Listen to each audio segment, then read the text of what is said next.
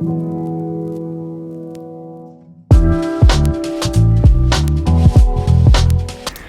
it's Nikki in the show with Justin Life, and I am here with a special guest for one of our exclusive interviews, Tyrese Gibson. Thank you so much for joining me today. My honor to be here, sis. My pleasure. Well, we are here because we're taking things back, right? Going back to 1992. So let's talk about 1992 and where you were at during the verdict of Rodney King. I was in Watts, South Central LA, where I was proudly born and raised, right next to Compton. And it was. Can I use profanity on your show? Course. Okay. Yeah, it was a nightmare. It was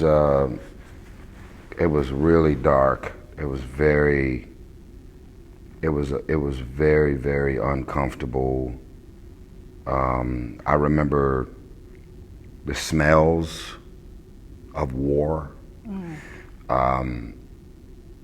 You see this type of shit on TV, right? I think I don't want anybody to compare tragedies, right?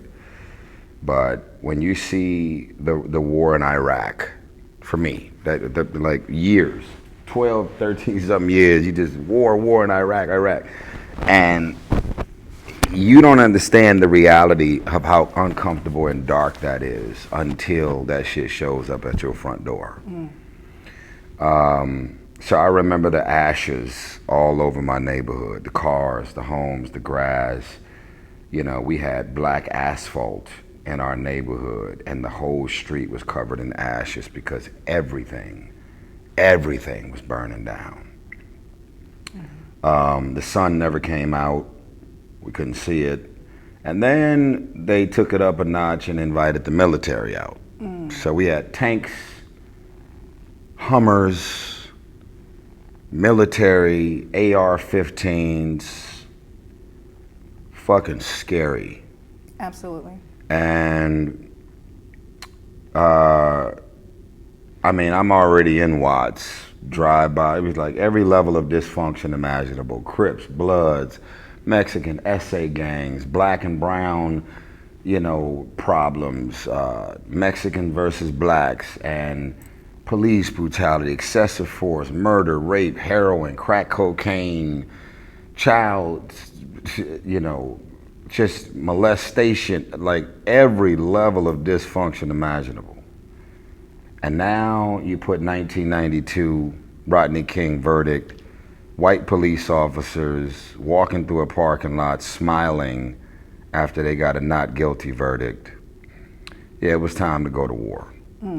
Okay, you pushed us to the fucking limit, and we are not here to make anybody think or believe that it's okay.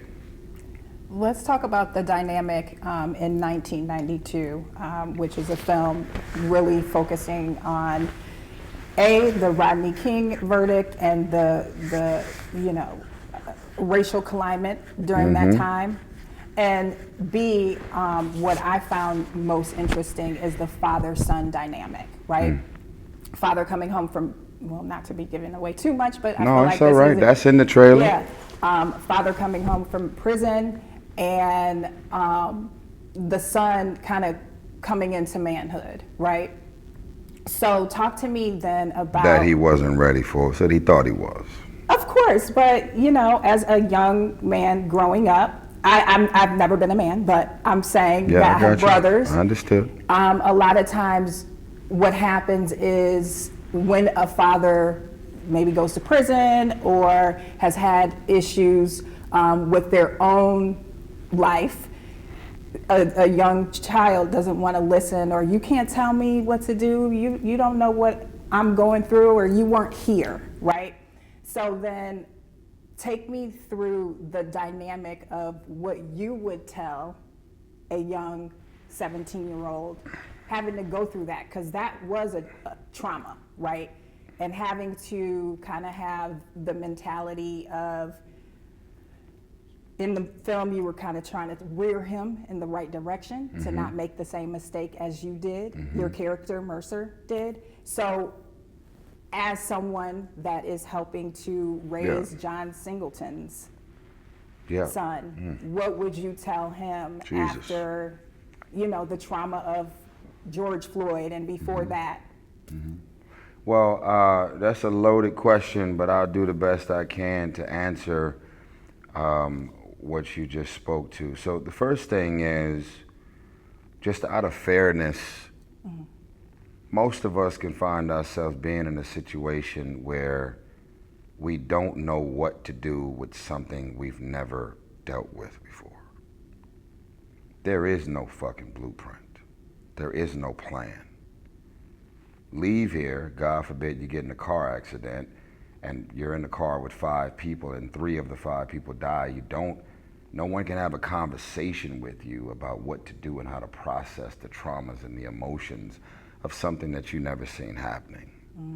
That's what growing up in South Central LA was for me. It's all of this shit is bad. All of it is unpredictable, just like Chicago. I mean, the murder capital of the world for years and years in a row.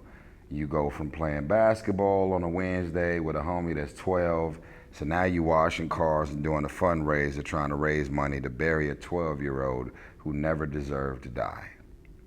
That's what the fuck is actually going on out here. So my son in the movie, who was my son because I made him with his mother, but I was not present in his life, nor did I have a present in my life as a father. I'm in the streets, I'm cripping, I'm selling, I'm trying to be the OG Mercer. And his mother, who I didn't get along with, sounds familiar, purposely kept him away from me because of the life that I was living. And so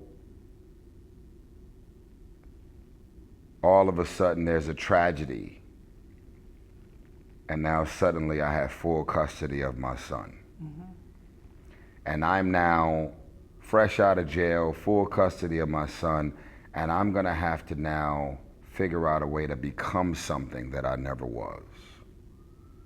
And that father component is the reality. Deadbeat, I got it. We've seen that narrative, we've seen that story.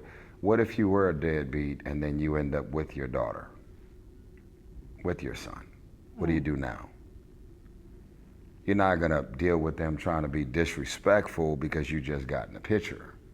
So you seen some of that. Then you seen the dynamic of Ray Liotta, rest in peace, with the dynamic of his sons, 2 of them. I had my one son, Ray Liotta had 2, Scott Eastwood and my brother Dylan. So that is the part of the movie that's like, whoa, that part catches you totally off guard. You didn't know it was a thriller. You didn't know it was a crime thriller. You didn't know that it was a heist. You thought that this movie was about rioting, looting, shooting up, stealing some free shit because Rodney King verdict pissed us all off. You gotta go watch 1992. It's, you deserve it. We made this thing for you. It's gonna be a sleeper. You know, I've been enjoying the fact that it's a sleeper. Because then it could catch people off guard. It has already, it did over 100 million views on the trailer. Right. None of the other films at Lionsgate did those numbers. So let me ask you a question, because my little movie did 100 million views on a fucking trailer. So now we doing interviews at the Peninsula. Hey, don't get it fucked up. They checking for it. Don't get it fucked up. Okay, yeah, because the streets that is watching, song, baby. though, can I weigh in on that song? That little, I know it was in jest, but it also is giving energy of like, okay, all you haters that doubted me and doubted that I could not make 100 million views on the trailer. Hey. me, because I get it too with what I built. Well, let me. Okay. I love that. I Okay. love that perspective, and I received that, and congratulations on that, because the problem with black culture is we don't know how to celebrate each other's wins. So what you just said, congratulations. Thank you. Seriously. Congratulations to you. Well, here's the thing. I was shocked that the shit did 100 million too. All right. Why though? Why? Look, I'm sitting up like, God damn, this shit's still going. Okay, I'm like, well, what is it? You know. so yeah, I don't have everything that's been happening, rather amazing, life-changing, life-altering, or bad. I just take it all with a grain of salt. Mm-hmm. I feel it. Okay, so if you go to the Instagram on Lionsgate, we probably are the cheapest, most inexpensive movie trailer of all the movies that they posted about. If I told y'all how much they bought our film for at a film festival, nobody would believe it. This is some straight to DVD shit. I like your green sweater, by the way. This some straight to DVD, straight to Blu-ray, straight to streaming type shit. Okay.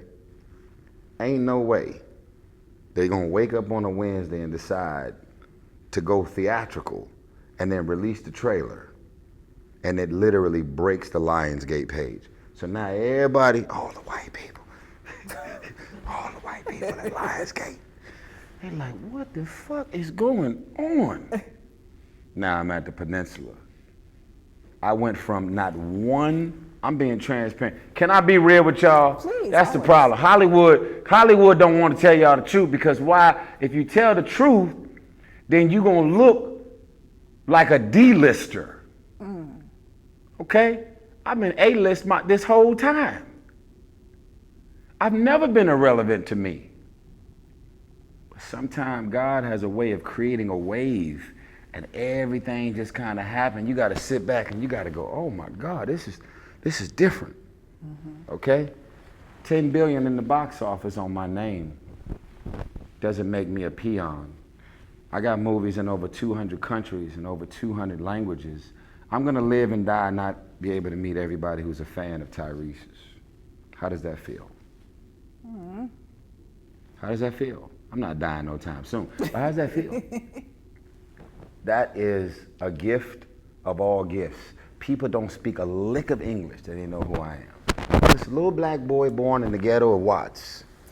So when this trailer comes out and it does 100 million, let me please clarify, because some of y'all are gonna be 100 million, you're gonna go to YouTube. We're talking about social media engagement. Twitter, Instagram, TikTok, reposts, reshares, Facebook, all of the accumulations of numbers tied into this trailer, over 100 million. Nobody at Lionsgate could believe that this happened. Am I lying? Am I making this shit up? No. Okay. All right? Yeah. So, and they'll also tell you that when you launch a trailer, they normally put a lot of money behind the trailer on social media. They didn't even have to do that. They just posted the fucking trailer, and it just went clean the fuck off. So you'll look at a trailer that they may have spent $60 million on the movie, and it's sitting at 130,000 views on the same Lionsgate Instagram. But ours is approaching 10 million. And they ain't know what to do with that. And I said, look at God. That's all you guys can say. I do have two more questions because I'm getting the wrap. Well, you better go ahead and get to it. I am, right now. Bye. So the last time we spoke was when you were in Chicago for the book Manology. My God. You and Rev Run. Rev Run. Yes. Love them. And in that last interview, you spoke on and mentioned, during the last interview that you had with my girl, Akeisha, you spoke about traumas, right?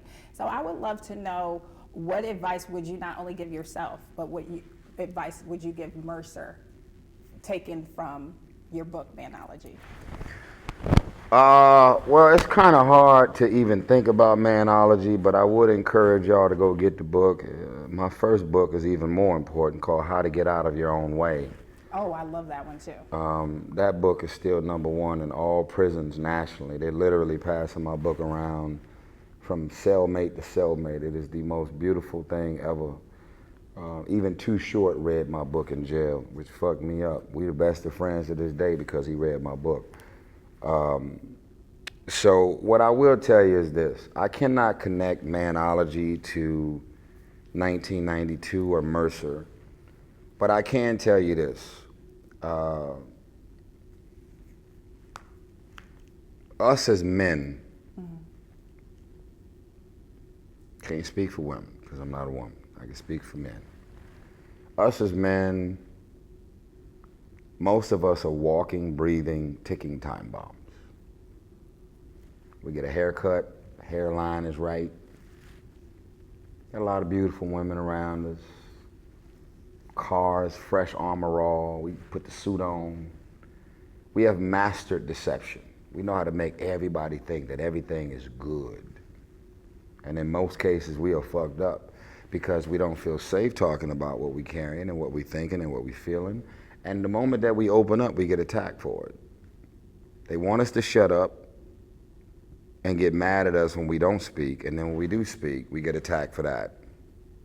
I know they've now normalized the dialogue in and around mental health, but they're still making us feel bad about venting and talking and opening up about the things that we feel, our sensitivities, our traumas, and the things that we're carrying. Now, women, I love women because you guys have done such a great job of creating community. You do them waiting to exhale dinners and you be venting and talking. Y'all got them text chains where y'all be eating motherfucking men up to ripping us up to pieces. You will call your girl and cry on the fucking phone. She will hug you, wipe your tears. If another man hugged me and wiped my tears, you're gonna look at us differently. You all right, man? Man, fuck that shit, bro. Don't be all right. Like, did you just touch my goddamn face? Hold up! I'm going through something, motherfucker, but hold on. It's a different kind of hug. Fuck you mean? So I'm telling y'all right now, man, it is hard out here to be a man. I got it. I got it. So bad, the moment that we as men start talking about mental health, they decided to put the word toxic in front of the word masculinity. How did toxic skip over women? I'm sorry. Toxic femininity wasn't first. It went toxic femininity into toxic masculinity. Oh, so we're going to skip over. Okay, got it. Well, why is that? Because they want to make you feel bad about being a man. They want to make you feel bad about being an alpha male. Well, I don't feel bad at all. I want to put this out there. This might sound crazy as hell. I smile when I say this. I am so masculine. I am such an alpha male. I'm surprised I'm not raising 2 lesbians and my daughters. My daughters are so girly, sweet, feminine. Oh, just like, you get around my daughters, you just like, oh, look at them. Watching the Disney Channel. French tips, pink fingernails. Look at your nails. These are my daughters right here. Look at it. Zoom in. You zooming in on the wrong stuff. See that hand right there? Look how soft them knuckles are. Look at that. I'm not even flirting. I'm just letting y'all know this is what you want to be in life. Look at that. My God. That's what I'm talking about. My voice is deep. When I walk, Red Run said the running joke is that I'm so alpha, when I walk in the room, the concrete under my feet breaks. You're a brute. And ain't nobody gonna make me feel bad about it. And I tell people all the time, look here, man. Here's the problem. Why you got a problem with what somebody else decided to do with their life, who they decide to love? We were just talking about that. I was talking about that with my team. If somebody wants to be gay, lesbian, transgender, and they're happy, What the fuck? What that got to do with you? Live your life. Absolutely. Because I'm going to tell you what, I'm doing exactly what I want to do every day. And let me give you a medical term without being inappropriate. I love vaginal activity. That's what R&B music helps to create. Vaginal activity experiences. This is how all of us have been created. You ain't having sex in no house and no techno. Shut the fuck up. You are not having sex to rock and roll. Shut up. You are not having sex to any other form of music compared to the sweetness of R&B soul music. You're listening to R&B if you're gay. You're listening to R&B if you're straight. Come on, I can sing this song right now. You ready? Yeah. LGBTQ community, you ready for this? I've been really trying, baby. Trying to hold a breaking feeling for so long. And if you feel, you know why that song matters to everybody? Because music was never created to cater to a race or a religion or a sexual preference. Music belongs to everybody. Don't you understand that? Come on. Who can watch The Notebook with Ryan Gosling and Rachel McAdams and say, I would like the movie more if it was black people? No, that's love. That's love on full display. And when love is loving, it's going to hit you right in the chest. Now here's the pivot. I got some really unfortunate news for all of the youngsters out here. You got a new album coming. I'm so sorry if you're 16, 15 years old and you've been being on the internet with a new album, little Tay-Tay, little Ray, little JJ. This album ain't for you. Beautiful Pain is a double album. And it's going to put you to sleep. You're supposed to do your homework, turn your video game off, and take your ass to bed. Because you got to go to school in the morning. Your nanny going to take you, drop you off at the carpool. Your mama is going to be making your sister and your brother to Beautiful Pain when it comes out. You thought you was the last one. Mom, I'm 7 years old. You pregnant? Beautiful Pain is the post-pandemic baby boom that you didn't see coming. 20 songs, live. All of the vulnerability. Y'all think I'm wearing this red beanie for no reason? Marvin Gaye, Teddy Pendergrass, Donny Hathaway, Luther Vandross, all the OJs, Eddie Levert. What? Let me give you one. If you don't know me by now, you will never, ever, never know me. Ooh. Now here's something else that y'all might not know. To all the youngsters, I know that you listen. Y'all gonna be like, what song was that? You can't even Shazam it because I sung it live. Shut the fuck up. Just Google the lyrics. You'll find it. Okay, listen here, y'all. Listen to me, youngsters. Okay? Listen to me. R&B is insecure. R&B singers feel like they can't even release a song unless they got a rapper on it. I got some really unfortunate news.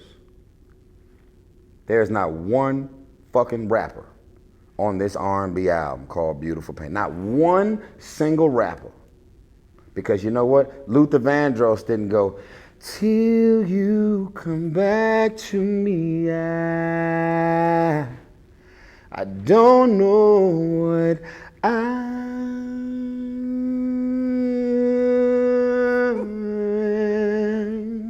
gonna do.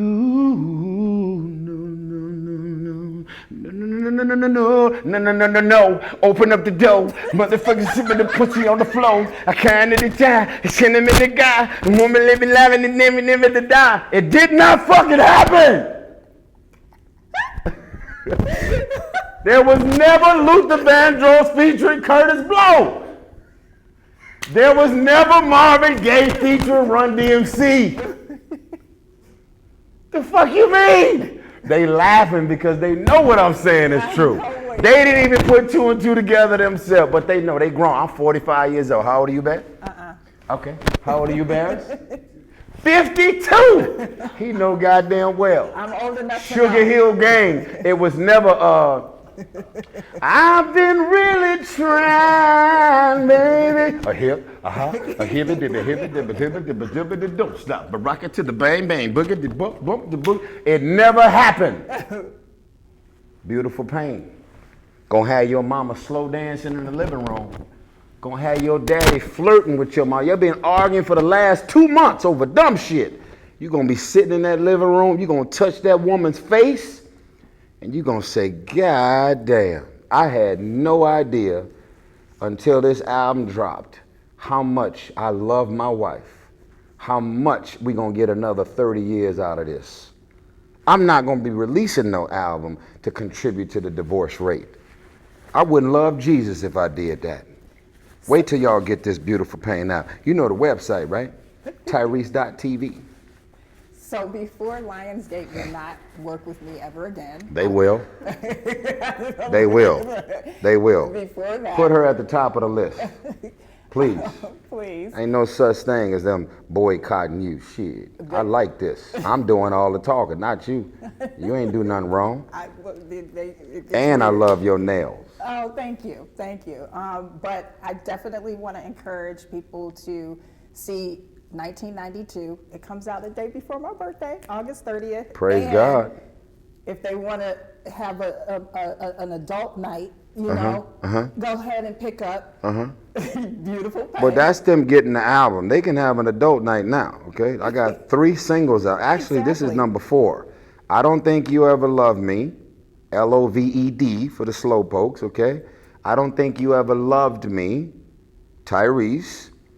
Love Transaction is the 2nd single. 3rd single is called I Would Still Say I Do. I would still get married, even though I've been married and divorced twice. I would still say I do. The 4th song, which is out now, is called Wildflower, dedicated to my mother, who passed 2 years ago of all days on Valentine's Day. Wildflower is produced by David Foster and my brother Brandon Bam Hodge. And this entire album, I can't even believe it's mine. It's that crazy. I listened to it like, oh shit. Because again, when you go through things, God has a way of pushing you into something. You could avoid it all you want. God wants you to go through something, you're gonna go through that because there is no way to paint that picture without it. I praise God every day. I love my friends, love my therapists, love my kids. I wouldn't still be here if it wasn't for God. We're glad you're here, and I'm glad I'm here. And I ain't never been suicidal, but oof, I ain't never even had the thought. I think I love me way too much to take me out. But holy shit, whatever those couple of steps were before those thoughts start creeping in, it's gotten real. It's gotten very real. And that's the shit that they don't want us as men to talk about. But I'm going to talk about it because I want to normalize the dialogue in and around the things that we carry and go through that cannot be fucking easy. And I want you to be encouraged, fellas. Ladies too. But y'all got enough support and energy behind y'all. To all of the fellas out there, don't worry about what's in your bank account. Don't worry about the fact that she lied and cheated and left you. Don't worry about where things are and the fact that you can't feed your kids. Where you are right now in your life, in this place and space, will look very different if you just hold on. I'm a living example of it. I had 2 mansions and had $3,000 in my bank account. 2 mansions with $3,000. God turned it all around. I had no friends that I could even turn to. 2 mansions. We're not talking about no goofy shit. We talking about clubs, Starbucks, Benihana's in the backyard, full staff. God got me through it all. And imagine me giving another man props over what I know only God could have done. Beautiful Pain. It would mean the world to me if y'all supported my album. I don't even want to be number one and sell records because I got something to prove. Shit, I'm all right. I don't make no money from music. I make money from movies. I do music because I love it. That's why y'all don't get albums but every 8 to 10 years, because I ain't got shit to sing about. Most of the people releasing albums is corny and it's trash because they got bills to pay. Beautiful Pain is my best. If you've ever been a supporter and fan of my music, this is in a league of its own. Lenny Kravitz said that this is my songs in the key of life, and Marvin Gaye's Here My Dear. It has the sentiments of it.